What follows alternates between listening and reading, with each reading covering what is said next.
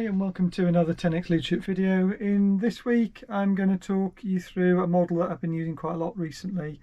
We're going through quite a lot of change in the organisation that I'm in, and it helps both personal, team and organisational effectiveness.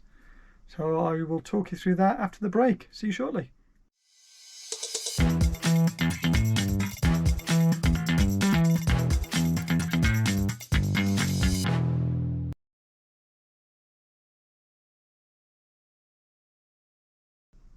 So let's have a look. So today I'm going to talk you through the ladder of accountability. It's something that you might have been doing before anyway, but you might just not have come across the model. And as I say, I found it really useful, especially over the last few weeks and months. So I'm just going to talk you through it. So basically it's a series of steps. It's been arranged in a ladder, and the further up the ladder you go, the better. So let's just have a look at what is on the ladder itself. So you've got denial, you've got blaming others, you've got excuses, you've got wait and see, acknowledge reality, owning it, finding solutions and making it happen. And as you can see, I've color coded it from red on the bottom rung to green on the top. And the idea is you want to try and get further up the ladder and make sure that you, your team, your organisation are working definitely in the top half, but ideally, towards the very top end of that ladder. And the reason for that is because really this ladder is split into two. So if you're in the bottom half and you're displaying those behaviours, lots of things tend to happen to you, whereas if you're in the top half, you have much more control, and things happen much more because of you. And of course, it doesn't always work like that. There are some things that you have no control over anyway, but where you do have some control, this is a really good mental model to be using. So let's just have a look at a bit more detail then. So I'm going to go through each of these steps just so we understand what's in them, and then I'm going to talk you through how you would use it, what the benefits are, etc.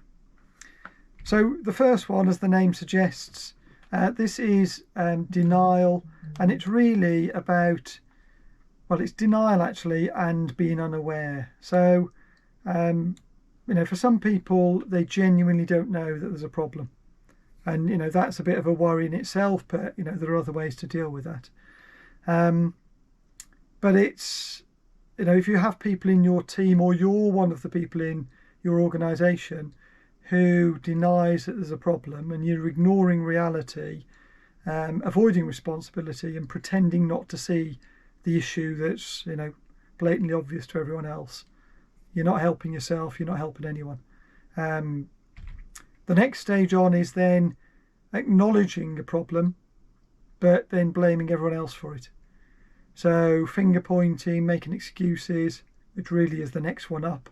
But deflecting responsibility basically to external factors. So not being in control of it, not accepting it, just going, well, that wasn't me. That wasn't me, it's everyone else that's causing the problem. And again, sometimes that is true, isn't it? Sometimes others have caused the problem. So when you're using this model, it's about really where people are from a general perspective, and I suppose being reasonable about your own assessment and the assessment of others. The next step up the ladder is individuals who recognise their involvement in a problem or a situation that's been caused, but they don't take responsibility for it. So they find lots of other things and people to put the blame on, really, I suppose. So the blame and the excuses are very closely linked. The next one is where, unlike the first rung, individuals are aware that there's a problem, and they are, but they are passive about it. So they're waiting for somebody else to do it. And I've talked a lot on this channel about parent-child relationships, adult-to-adult relationships. For me, the bottom half of this ladder is more where people are acting like a child in a relationship or child in the organisation. And this one is a really good example where people in this space are just waiting for somebody else to do something about it, a grown up to come along and fix it for them. So typically they're displaying passivity, hesitation, they're hoping the problem will resolve itself or someone else will handle it.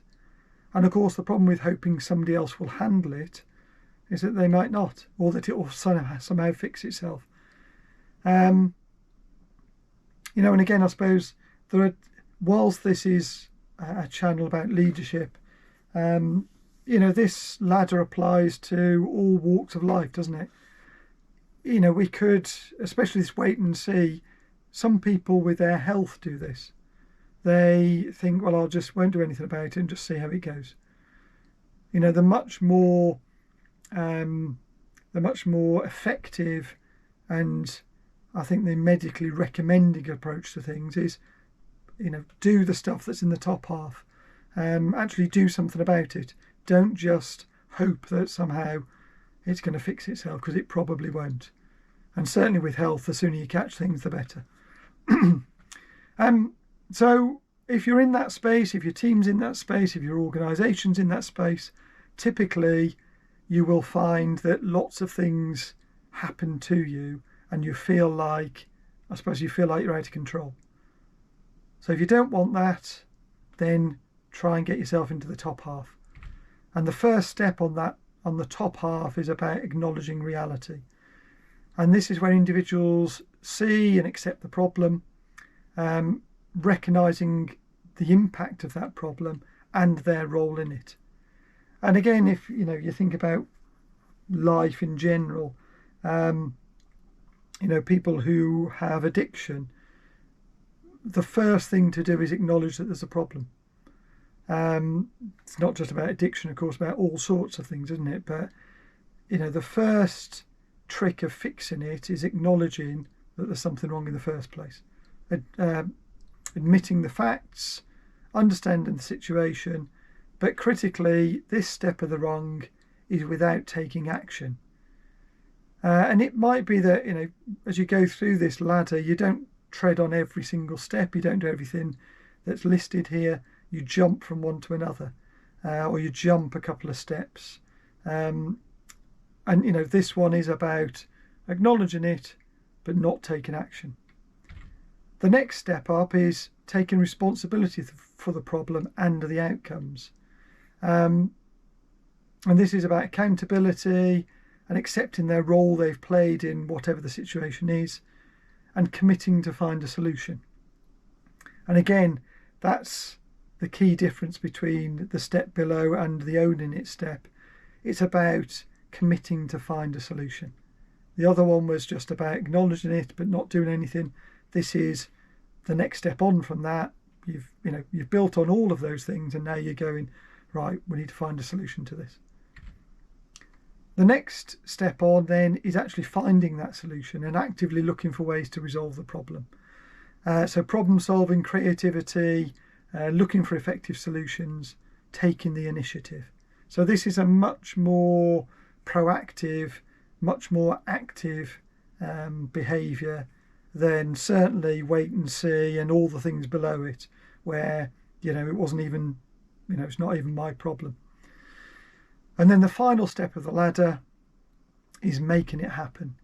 And that's taking definitive action to implement solutions and achieve the desired outcomes.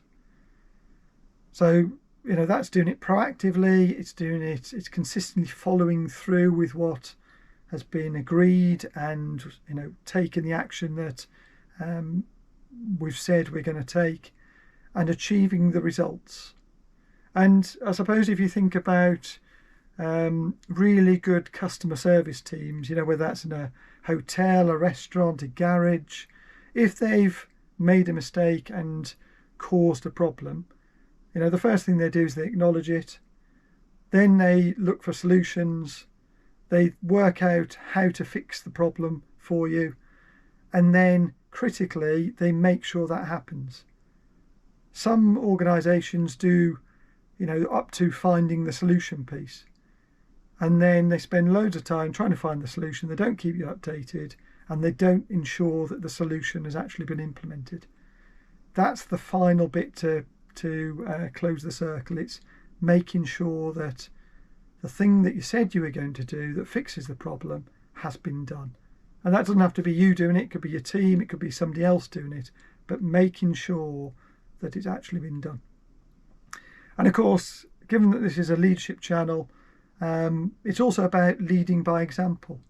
So making sure that what you say you're going to do, you do, and that your team does, and that your organisation does.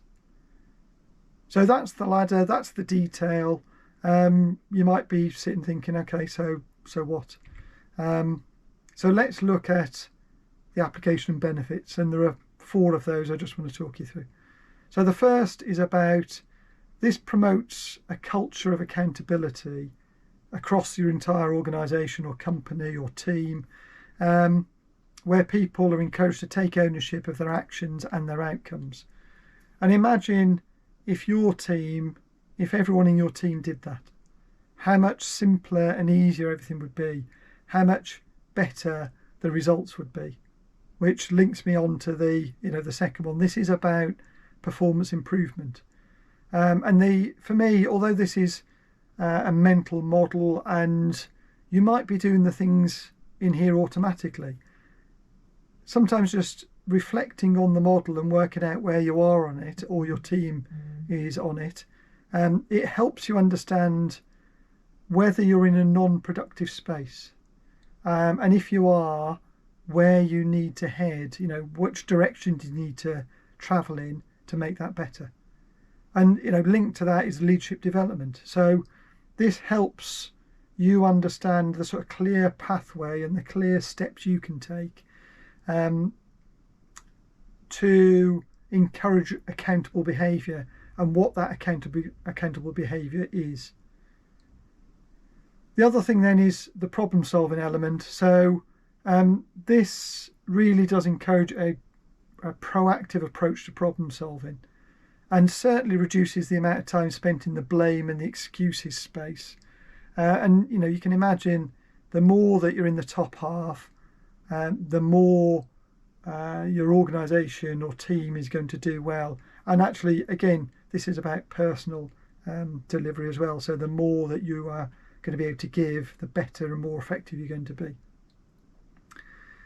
I mentioned it before, but the bottom half really is about things happening to you, and you can see why that would be, because you're not doing anything to change the situation, whereas in the top half you are much more active, and you're taking many more steps to try and fix things because you're taking accountability for it. So how do you use the ladder of accountability? I mean, you could just have it as a mental model in your back pocket, or at least your metaphorical back pocket. But actually, you can use it in other ways as well. So you can identify where people are, both yourself and your team and your organisation, in terms of where you typically operate. And some companies, they're always in the excuses, blaming others space. Others are in the much more solving, making it happen. And I can guarantee that if you're in the top end, your company's much more likely to survive than companies down the bottom end.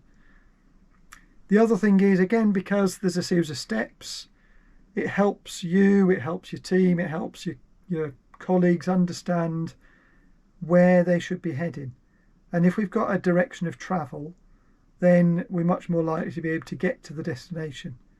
So looking at where we are on this ladder and then looking at what's above it helps us understand the training, the resources, the support we need to be able to move our way up that. And then the other thing is, it's also about recognising and rewarding those behaviours. So, we know, don't we, as leaders, that we know as leaders generally, and if you've been watching this channel, you know that praise has a significant impact, especially if it's done in the right proportions. If you haven't seen that video, In fact, there's a couple of them. Go back and have a look at those. They're really, I think they'll be really useful for you.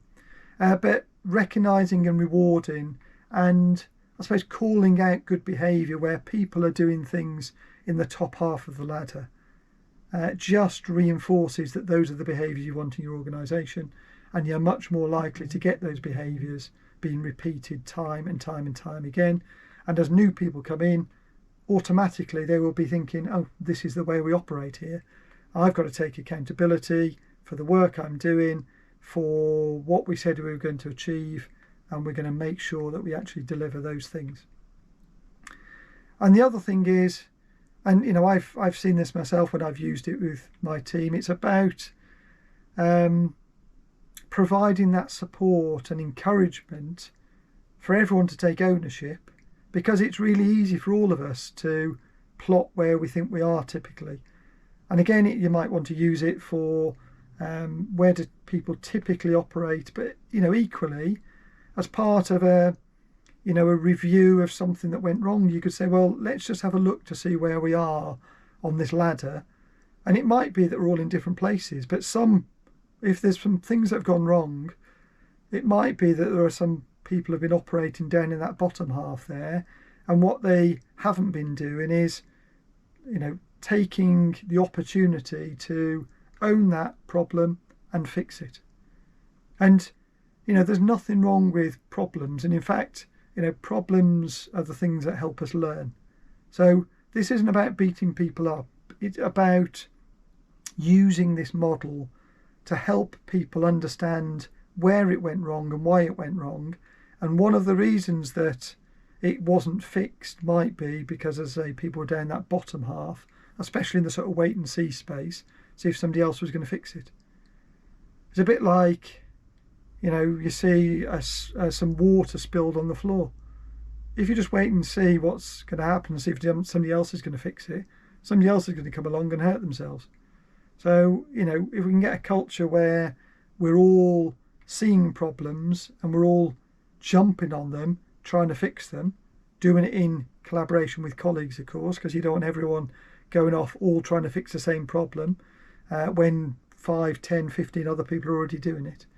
But it is about creating that culture and that supportive environment where this is the norm, that we all look to fix problems. And again, think about the experiences you've had with really good customer service and really bad customer service.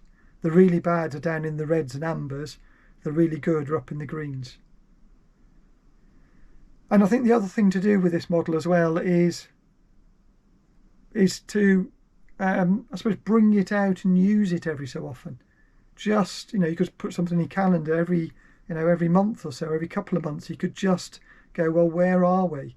And again, seeing where you are, plotting where you are now, doing it again in a month's time, a quarter's time, and seeing the improvement you've made is a really good motivator, and will just help you keep progressing up that ladder. So what are the key takeaways from this then? So really, as you can see there, it's about understanding this model, understanding the steps in it and the differences, and how using this can significantly enhance both your personal, team and organisational effectiveness. And that's really by promoting a culture of proactive problem solving and treating everyone like an adult. And simply, as I've said already, the more time you spend in the top half, the fewer things are going to happen to you, the better you're going to operate, the better service you're going to provide, or the better products you're going to provide to your customers. And the more you spend in the bottom half, the more likely you are to have things happen to you. So spend more time in the top half, and your organisation, team and personal productivity and effectiveness will be significantly enhanced. Hopefully you found this useful. If it was me, I'd go off and use this model, I'd share it with my team, I would get us all to plot where we are now, I'd have a conversation about where we are and what we're doing about it. If we're not, if we're doing quite nicely at the moment, I would tease out where have we been in that bottom half in the reds and ambers. What situation were we in where we didn't do a very good job actually. And you might want to, depending on whether you work virtually or physically together, if you work physically together, you might want to print it off and stick it up on the wall somewhere. Just keep reminding people of this. And what it also does then is gives people permission to call out in an appropriately professional, challenging way when people are in the reds and ambers and they're not in the greens. So I hope you found that useful. If you did, please like, please subscribe, please tell your friends and colleagues, share the video, comment as well. Let me know how you got on with this. Let me know if you have any queries or concerns about it. But I really am interested as well in sort of creating a community where if things really work for you, you comment about it, you share that information, and then when others come along and find this video, they can learn from what you've done and how you use that model as well. Okay, that's all there is for today. I've got plenty of other videos up my sleeve, and I look forward to seeing you in the next video. Thank you very much.